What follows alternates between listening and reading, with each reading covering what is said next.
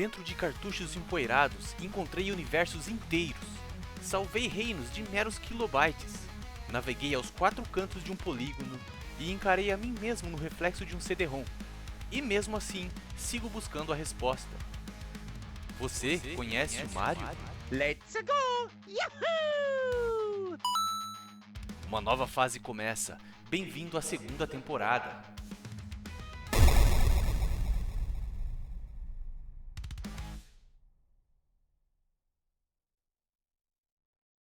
Bom dia, marombeiros e marombeiras! Chegou, o dia chegou, finalmente, cara. Estamos começando a nossa segunda temporada de Você Conhece o Mario. Quem diria, né? 51 episódios, cara. Que louco!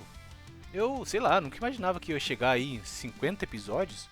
Quando eu comecei esse projeto, foi um momento ali que eu tava meio sem nada pra fazer, que sempre gostei de falar de games. Falei, cara, vou gravar um negocinho aqui, ninguém vai ouvir mesmo. Era um projeto mais de satisfação pessoal, assim. E nesses 50 episódios, eu já conheci bastante gente. Gente que comenta nos episódios, mas a maioria das pessoas não comenta. Eu vejo nas estatísticas aqui do Spotify a galera ouvindo, mas o pessoal se recusa a comentar, cara. Isso é engraçado, né? Curioso. Fiz alguns amigos devido ao Você Conhece o Mario, que me pedem episódios e tudo. Pô, que legal, né? Que legal. E pra celebrar o começo dessa segunda temporada, eu queria começar com um jogo que é muito, muito especial pra mim. É um jogo que tá há inacreditáveis 20 anos já na minha vida, que é o Gears of War.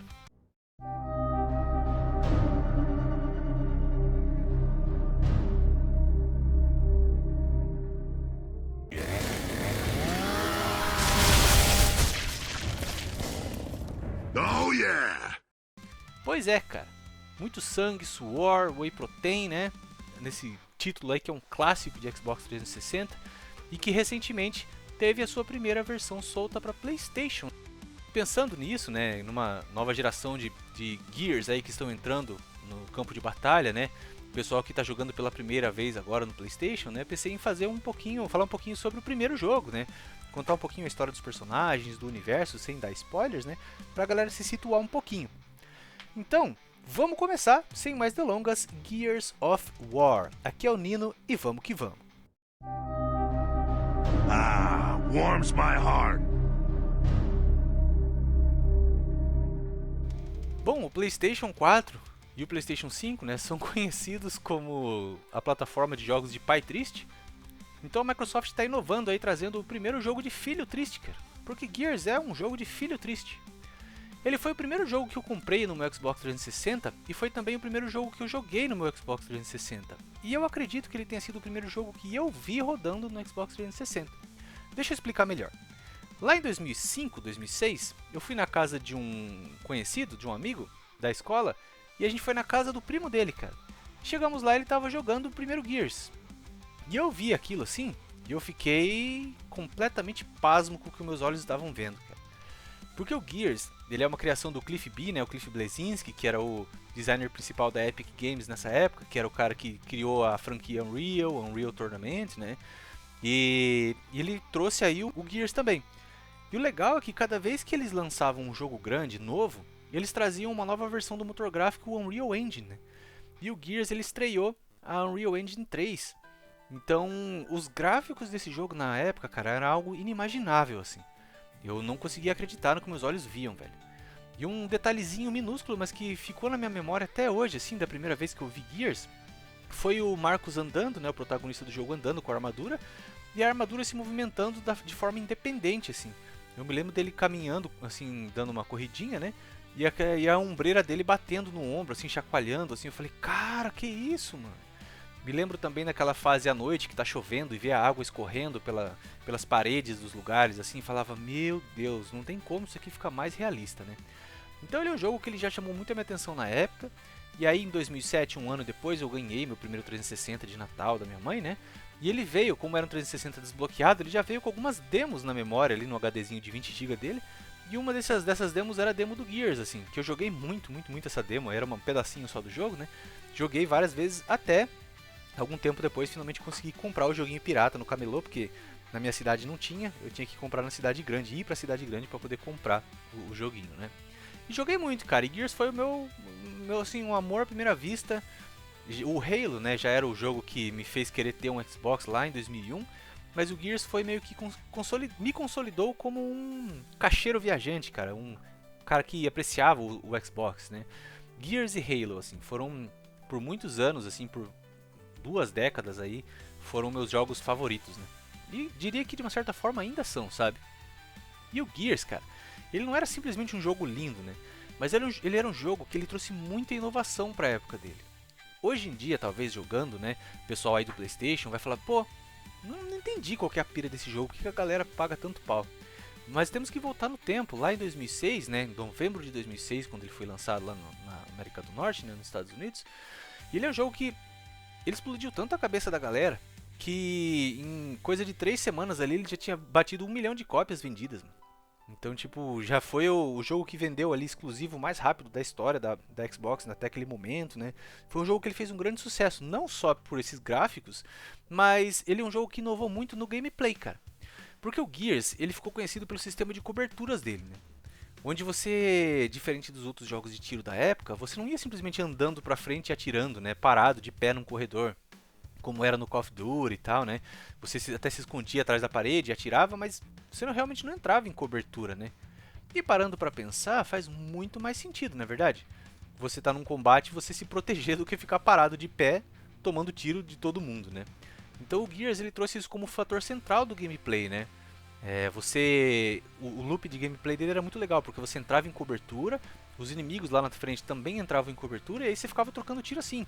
O cara colocava a cabeça, tomava um tirambaço, e era muito legal porque você não ficava preso, né? Você podia andar entre as coberturas, né?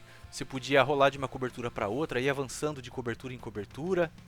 Isso foi uma coisa que foi bem inovadora na época. Em vez de você simplesmente correr em campo aberto tomando tiro e se expondo, você tipo tava agachado atrás de um pilar que estava caído, trocando tiro. Aí você via que o inimigo estava se movimentando mais para a direita, então você por um outro lado ia mais para a esquerda. Aí você corria até uma porta, dessa porta você rolava para outra porta, assim você ia de cobertura em cobertura se protegendo, né? Tentando criar uma estratégia ali para flanquear o inimigo, cara. Isso influenciou muitos jogos que vieram depois. Jogos como The Division, jogos como Ghost Recon, até mesmo jogos de primeira pessoa, se você parar pra pensar, cara. Nessa época começaram a sair alguns jogos que mesmo em primeira pessoa você podia apertar um botão e ele encostava assim na parede ou numa cobertura.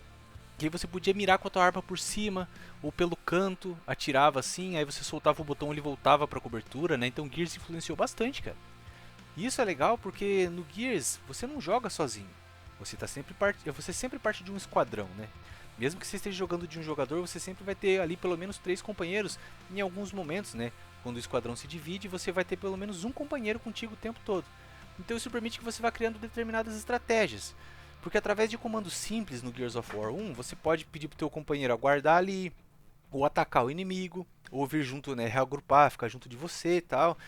Então isso permite que você vá criando estratégias simples, como deixar o teu companheiro atirando no inimigo e você vai flanqueando assim pela esquerda, tenta pegar o inimigo por trás ou por um outro ângulo, né? Inclusive, ele é um jogo que inovou também, um outro fator, é que você poderia jogar a campanha co-op, né? A campanha inteira, split screen, dividir a tua tela, offline, jogar no sofá com um amigo, né? Algo que era muito legal da característica da Microsoft dessa época, assim. Você poderia jogar os Halos, né? Podia jogar os Gears todos em co-op, assim, lado a lado com o teu amigo na vida real. E isso cria uma união muito legal com quem você está jogando, porque conforme os personagens vão jogando no jogo, eles vão criando uma brotherhood, sabe? Aquela camaradagem, brotheragem, assim.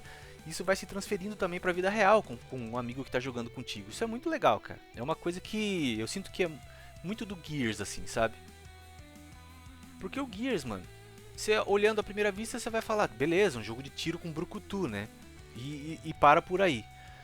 Não, mano, o Gears, né, não só ele trouxe aquele gráfico absurdo, a jogabilidade ali inovadora, né? O co-op do início ao fim, mas ele trouxe também uma coisa que marcou bastante, assim, que é os personagens, né? De primeira vista são apenas, sei lá, brucutus sem cérebro, mas conforme você vai jogando o jogo, cara, você vai se apegando tanto àqueles personagens e você começa a perceber que eles têm as suas motivações, né, pra estar ali, os seus traumas. E eles são muito humanos, cara. Eles são muito humanos. Em nenhum momento no Gears of War os personagens são tratados como heróis ou eles se tratam como heróis, né? Diferentemente de outros jogos de tiro, principalmente daquela época, onde você era o fodão, você era o americano que chegava no Afeganistão soltando bomba na cabeça dos camponeses lá e tipo ganhava uma medalha e no final era aplaudido, né? Nesse jogo não, cara. Você não quer estar ali, né? Ele mostra muito o lado psicológico da guerra. Aquilo ali tá uma droga, cara. Ninguém quer estar ali, né? Ninguém é considerado herói ali, tá todo mundo tentando sobreviver. Todo mundo ali já experimentou a perda, né, cara? Os traumas e tal. Então, é um clima muito mais pesado no Gears. Você vê que não é uma aventura aquilo ali, sabe? Eles não estão ali se divertindo, né? Talvez com exceção do Coltrane, né?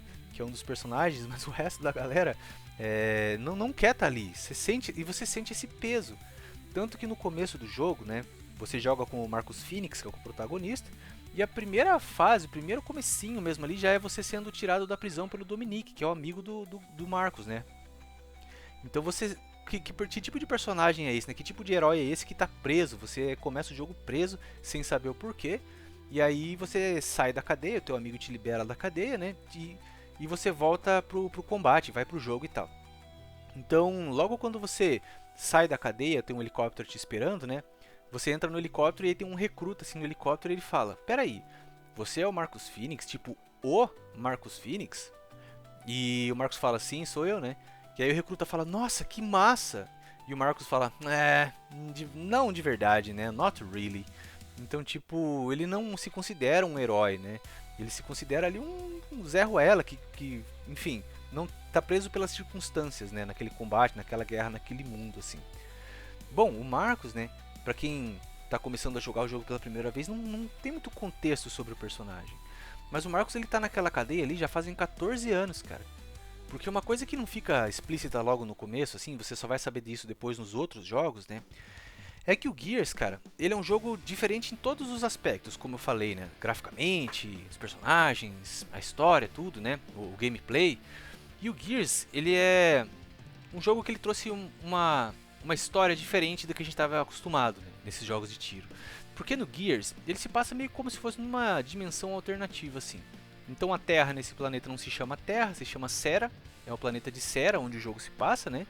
E nesse planeta, cara, se descobre que existe uma espécie de petróleo, cara, que ele é muito, muito mais limpo, uma energia limpa e muito mais potente do que o petróleo mesmo. Eles chamam de emulsão esse líquido, né, no jogo. Pensa num combustível, assim. Então, quando essa emulsão é descoberta, começam-se a fazer testes, né, com essa emulsão e tal, e percebe-se que a emulsão ela tem um fator como se fosse um fator radioativo, assim.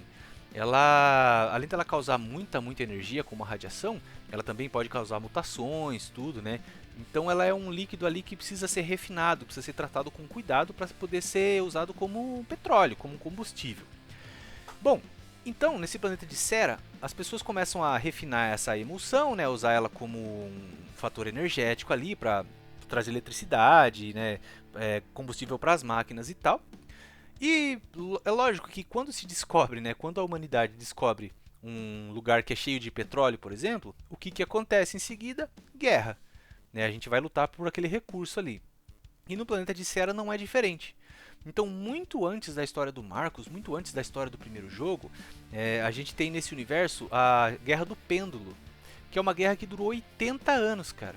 E nessa guerra, simplesmente ela estourou por causa da emulsão. A galera queria, né, extrair esse líquido aí, ser dono das plataformas de emulsão e tal, e essa guerra estourou. Então essa guerra durou 79 anos, né, quase 80 anos, e ela só terminou quando usaram um canhão orbital chamado Martelo da Aurora para simplesmente subjugar o outro lado, né? Então a gente tinha duas potências ali que era a COG e a URI. Pensa como se fosse Rússia e Estados Unidos, né, em guerra por aquele petróleo ali. E aí os Estados Unidos meio que manda bomba atômica lá nos russos e aí acaba a guerra, né? Não tem mais como continuar guerreando desse jeito. E aí beleza, então o mundo ele entra num período de paz, né? Finalmente, a guerra acabou, a gente teve ali duas gerações lutando na guerra, né? Tanto que o vô do Marcus luta nessa guerra, depois o pai do Marcus luta nessa guerra, né? E ele inclusive luta nessa guerra também. Você vê no comecinho do Gears of War 4, né, o Marcus novinho com o Dominique novinho lá também lutando nos últimos dias da Guerra do Pêndulo. E beleza, acabou a guerra, alegria, né? Só que a alegria dura muito pouco em Serra, mano. Now, now, now, now, now, now, now. 6 semanas depois que acaba a Guerra do Pêndulo, sim, apenas 6 semanas depois, acontece um evento que é o evento principal da história do universo de Gears of War, que eles chamam de E-Day ou Emergence Day ou Dia da Emergência. Tanto que o calendário dos caras é medido em antes do dia da emergência e depois do dia da emergência, tipo antes de Cristo e depois de Cristo. De tão importante que foi isso aí no calendário deles, né? O que aconteceu no dia da emergência? Do nada, o pessoal tá lá em paz, vivendo em paz, se recuperando da guerra. Imagina, 80 anos de guerra, né? Os recursos foram todos exauridos, morreu milhões e milhões de pessoas, né? O mundo tá em frangalhos ali, começando a se reconstruir. Ainda há muito ressentimento, né? Entre a COG e a URI e tal. E aí, do nada, num dia qualquer, surge do fundo da Terra uma raça de monstros, assim, alienígenas, cara. Armados até os dentes e extremamente agressivos. E esses monstros, eles saem da Terra e começam a atacar a humanidade assim imediatamente, devastar tudo, né? E como a humanidade já está exaurida por causa da Guerra do Pêndulo, a gente meio que não tem como se defender. Então, em um só dia, a maioria da população da Terra é exaurida ali, massacrada pelos Locusts, que é o nome dessa raça alienígena, né? Pra você ter uma ideia, Locust, se você for fazer uma tradução livre, seria algo como um enxame, assim, sabe? Um enxame de gafanhotos, assim, sabe? Aqueles enxames de gafanhoto que vem nas plantações e consome tudo e destrói tudo. Basicamente, os Locusts são isso aí, cara. Então esses loucos saem da Terra, começam a atacar a humanidade e de repente a humanidade se vê forçada a voltar pro conflito, pra guerra, né? Então a URI se junta com a COG, né, o que sobrou assim, porque agora não pode mais ter essa divisão, porque estão lutando pela própria sobrevivência. E essa guerra da E-Day, né, contra os Locusts, bem no começo, o Marcus ele recebe uma ordem para segurar uma ponte, né, que essa ponte era muito importante, ela não poderia cair na mão dos Locusts. Só que ele ouve pelo rádio, cara, que digamos que o bairro ali onde o pai dele mora, né, tá sendo atacado pelos Locusts. E a casa do pai dele tá sob ataque. E aí ele desobedece a ordem do comando de segurar essa ponte para ir salvar o pai dele, cara. Só que ele chega lá tarde demais, né? O pai dele tá desaparecido, ele chega lá, a casa tá destruída. O pai dele está desaparecido e ele vai preso porque ele desobedeceu uma ordem direta. E como ele fugiu, né? Ele já era ali um sargento. Ele abandonou o pelotão dele foi massacrado, essa ponte foi perdida. E ele só não foi executado porque ele tinha o prestígio do pai dele, né? O pai dele era um cientista de alto prestígio nessa época. O pai dele era um Gear também na Guerra do Pêndulo, né? Então ele era considerado um herói de guerra. O Marcus mesmo já era considerado um herói de guerra e tal. Então ele só não foi executado por isso. Só que ele ficou 14 anos preso.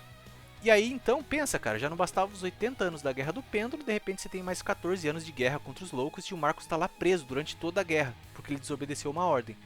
E aí que começa o primeiro jogo. 14 anos depois, né, do dia da emergência, o Dominique resgata o Marcus da prisão.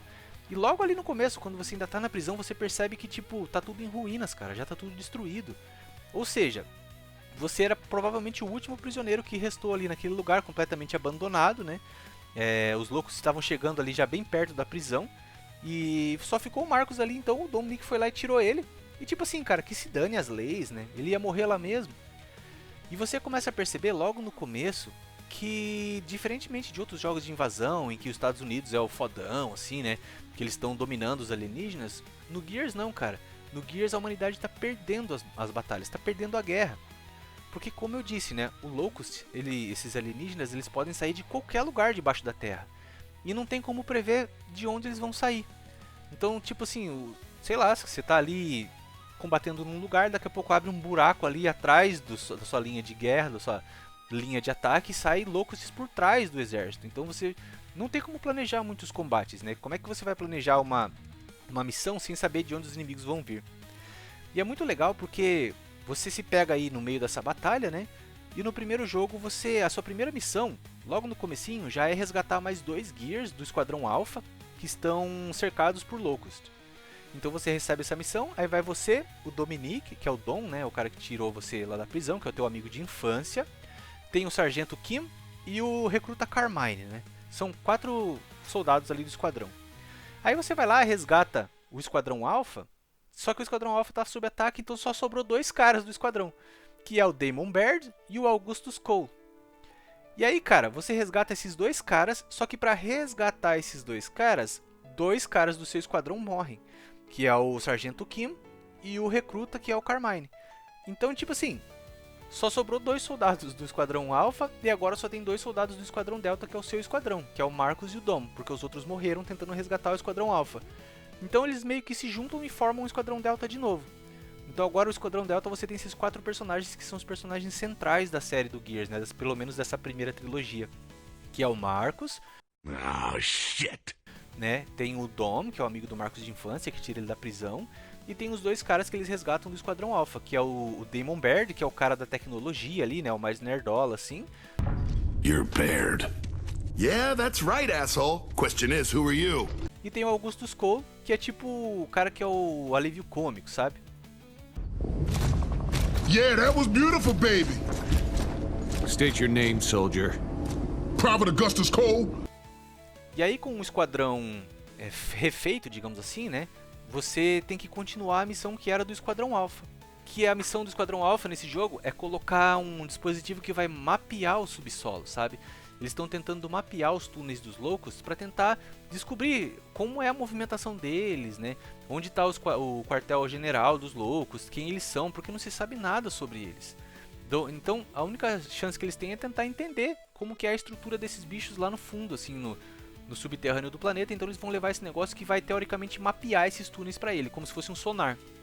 Beleza, então essa é a tua missão. Então ao longo do caminho, pensa, o Marcus estava preso há 14 anos. E a guerra comendo lá fora. Então ele não sabia muito bem o que estava acontecendo lá fora. Ele não tinha mais contato com o mundo, né? E conforme você vai avançando no jogo para levar o ressonador lá, esse negócio que vai mapear os túneis, né? Você vai vendo as cidades, cara, que deveriam ter sido cidades muito bonitas, né? Porque a arquitetura de Gears é muito bonita, assim.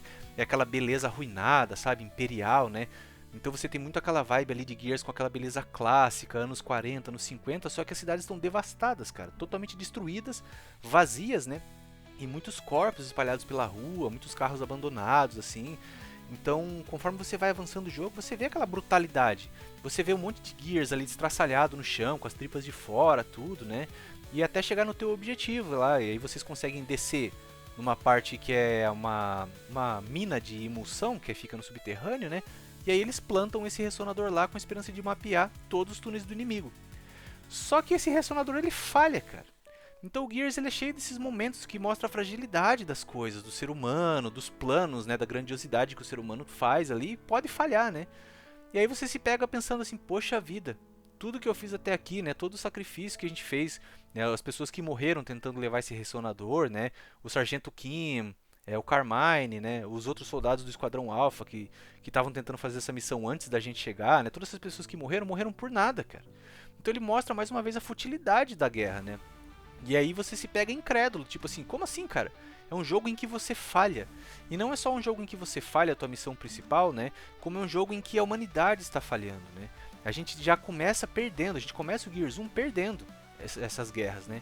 Tanto que no Gears 2 e no Gears 3 você vê a humanidade perdendo, e no Gears 3 já não sobrou quase mais ninguém, nem existe mais exército, né? Isso é uma coisa que me chocou muito na época, porque eu estava acostumado a ganhar, né? Entrar no jogo para ganhar, sabe? E aí, sem dar spoilers, né? Então, depois que isso daí falha, você recebe uma nova ordem do comando para tentar mapear esses túneis de uma outra forma. E isso vai ligar você ao teu pai, cara. Então, isso aí, o Gears ele tem muito essa conexão do Marcus com o Adam, que é o pai dele, o Marcus Phoenix com o Adam Phoenix, né? Por isso que eu falo que é um jogo de filho triste, assim. Porque eles têm uma história, assim, o Marcus, ele virou Gears basicamente porque é o pai dele, né? Ele não queria ser, assim, tipo... ele não queria viver na sombra do pai dele, ele queria viver as aventuras dele, né, sair da sombra do pai dele, e o pai dele, como tinha sido um Gear lá na época da Guerra do Pêndulo, não queria que o Marcus fosse um Gear, não queria que ele passasse pela guerra de novo, né, só que o filho dele resolveu desobedecê-lo, tal, e aí eles ficam nessa rivalidade, pai e filho, assim, aquela distância entre eles, né, isso vai sendo explorado mais nos outros jogos da série e tal. Então, o Marcus ele é um personagem que ele é melancólico por si só. Ele é um cara que ele lida com muitos traumas do passado, as decisões que ele tomou. Ele já lida com perda, né? Todos os personagens desse jogo são muito, muito mais profundos do que a gente imagina à primeira vista. O Dom, por exemplo, o Dominique, né? O segundo jogo vai ser muito mais focado nele, na história dele, as motivações dele. O terceiro jogo é bem mais focado no Augustus Cole, né? O Judgment, que é o quarto jogo da série, né, mas se passa antes de tudo, é focado no Damon Baird, né? Mostra essa personalidade dele, por que ele foi se tornando a pessoa que ele é. Então, Gears é fascinante, cara. É um universo que te suga pra dentro. Ele vai criando mistérios ali que mostram que nem sempre uma pessoa é o que ela aparenta ser. O que é um herói às vezes não é. E o cara que parece ser um covarde também pode não ser. Sabe? Como a política influencia a vida das pessoas. Como uma arma que era feita pra acabar com a guerra simplesmente prolongou a guerra, né? Como eles foram ficando sem alternativas, os seres humanos foram ficando sem alternativas conforme eles foram perdendo e o desespero foi tomando conta, até que eles tiveram que tomar decisões assim que são impensáveis, cara. E eu não quero nem contar, porque quem tá jogando agora, assim, vai conhecendo a história do jogo, né? Vale muito a pena, tipo, descobrindo essa história, sabe? Inclusive eu recomendo muito ler os livros também, cara, os quadrinhos também. Bom, então a história é fantástica, os personagens são fantásticos, os gráficos fantásticos, jogabilidade fantástica. Não podemos deixar de falar das armas também, cara. Mais uma inovação, as armas do Gears são muito inovadoras, né? Então você tem a Lancer, que é a metralhadora ali, padrão do jogo, cara. E é uma arma que ela inovou bastante porque ela tem uma motosserra acoplada, cara. Que mostra de novo a brutalidade, o desespero do combate, né? Então, a primeira vez que um inimigo avança perto de você, vem pra cima de você e você tem que puxar essa motosserra, cara, e serrar esse inimigo no meio, literalmente cortar ele ao meio, e sangue, tripa, esguicha na tela, assim, você fica atônito, cara, você não sabe nem o que pensar, né? Então, de novo, ele traz essa brutalidade, você poder desmembrar os inimigos com a escopeta, né? Arrancar a cabeça deles com um sniper, é um jogo extremamente real e violento, que faz você ficar pensando mesmo, poxa vida, cara, né? A futilidade que uma guerra é, né? A brutalidade, cara. Inclusive a granada também é uma granada que eu nunca tinha visto, que é uma granada de arremesso. Ela é uma granada que ela basicamente é uma massa medieval, assim, aquela bola cheia de espinho presa numa corrente. E você gira ela assim e arremessa ela por cima, né, das coberturas dos inimigos, despedaçando quem tiver no caminho. E apesar do Gears ser ali o primeiro, né, você vê que no segundo jogo, no terceiro, nos outros jogos, né, eles bebem muito do primeiro e eles evoluem a fórmula. Então, por exemplo, no primeiro você fica na sua cobertura e o inimigo fica na cobertura dele. E às vezes você tá na mesma cobertura que o inimigo, cada um de um lado, assim, tipo um bloco de pedra, por exemplo, sei lá, né, que caiu ali, uma construção. E aí você pode pular por cima dessa cobertura e atacar o inimigo que tá do outro lado e vice-versa. Só que assim, no 2, quando você tá de um lado da cobertura e o inimigo tá do outro, e você pula pro outro lado, ele já pula chutando o inimigo. Então você pula, já metendo o pé na cabeça do inimigo, o inimigo já cai no chão e você já executa ele. No 2 você já tem execuções. Você pode serrar ele no chão, dependendo da arma que você tiver, vai ser uma execução diferente, né, que você vai fazer. Ou você pode simplesmente pegar ele como escudo humano, cara. E deixar, tipo assim, usar ele pra se proteger mesmo. Os inimigos vão meter bala nele, cara. É muito brutal. Muito brutal, assim. Inclusive no 2, né, os inimigos começam a usar mais a Lancer, que é a tua arma também. E aí você vai puxar a tua motosserra para serrar o inimigo e ele também puxa dele. E aí você entra num minigame onde cada um tá tentando serrar o outro e você tem que apertar o botão cada vez mais rápido para poder não perder, né? Senão o cara te serra no meio, cara. Né? Você também pode não só arremessar a granada no 2, mas você pode pegar essa granada, que como eu disse, ela é como se fosse uma massa medieval, uma bola com espinhos, e prendê-la na parede. Então você joga ela na parede, ela gruda na parede, e aí o inimigo que passar na frente ela explode como se fosse uma mina de proximidade, assim. Então ele vai adicionando cada vez mais camadas à jogabilidade, né? Mas não podemos esquecer que tudo começa ali no primeiro Gears. Então eu amo muito esse jogo, né? Fazem 20 anos que eu jogo ele. Eu tenho todas as edições de colecionador. É um jogo que eu queria ter mesmo as edições de colecionador quando eu era moleque, assim, né? Na época que ainda era possível comprar edições de colecionador. E eu li tudo, cara, todos os livros, os quadrinhos, tudo. Eu fiquei fascinado porque realmente é um universo muito expandido, assim, muito expansível, né? E no 2 você conhece mais personagens, como o Tai Kalizo também, que é um cara que ele é tipo um índio de uma tribo, assim, que tem um quadrinho que conta a história dele. Então você vai se apegando a esses personagens. E de novo, né, o jogo ele não tem medo de matar personagens principais. Ele não tem medo de fazer você se apegar a alguém e matar esse personagem. Realmente a guerra é isso, né, cara? Perder pessoas queridas. Como a própria Anya, que é o par romântico do Marcus, né?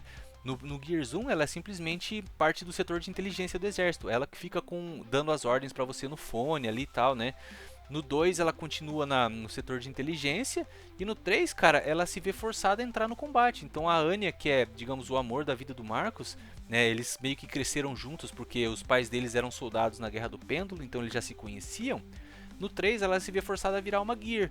Então ela entra no campo de batalha, ela luta lado a lado com o Marcus, assim, na guerra mesmo, porque já não tem mais soldado, já não tem mais gente. E você fica se pensando ali o tempo todo, poxa vida, cara, quem vai morrer dessa vez? Quem que ele vai perder? Será que ele vai perder a Anya? Será que ele vai perder algum dos amigos, né? Ou será que o Marcus vai morrer? Enfim, isso fica na tua mente, né? No teu subconsciente conforme você joga.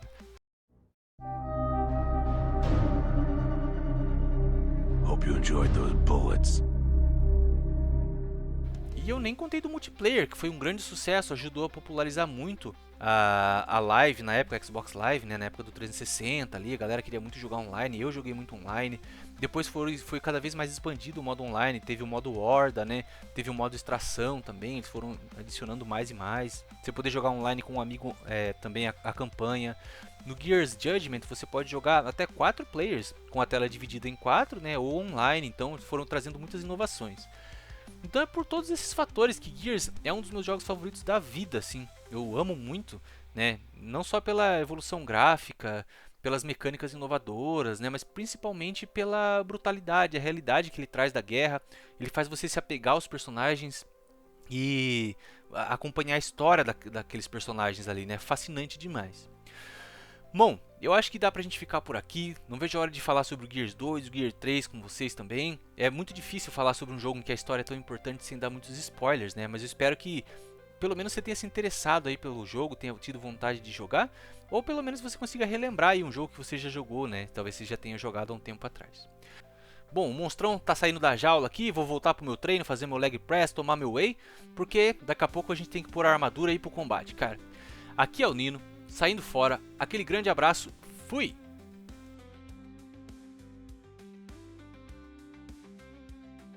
And stay down.